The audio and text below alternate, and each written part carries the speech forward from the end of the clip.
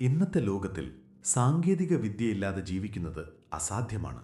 Mobile ഫോണുകൾ, internet, കൃത്രിമ ബുദ്ധി ഇവയെല്ലാം നമ്മളെ സഹായിക്കാനുള്ളതാണ്. പക്ഷേ ഒരു ചെറിയ ചോദ്യം: നമ്മൾ സാങ്കേതിക വിദ്യ ഉപയോഗിക്കുന്നുണ്ടോ? അല്ലെങ്കിൽ സാങ്കേതിക വിദ്യ നമ്മളെ ഉപയോഗിക്കുന്നുണ്ടോ?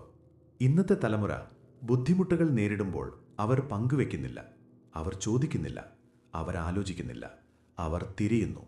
ഉടൻ ഉത്തരങ്ങൾ ലഭിക്കുന്ന ലോകത്തിൽ ക്ഷമ പതിയെ കുറയുന്നു. സാങ്കേതിക വിദ്യ നമ്മളെ ബന്ധിപ്പിക്കുമ്പോഴും ഹൃദയബന്ധം പതിയെ അകലുന്നു.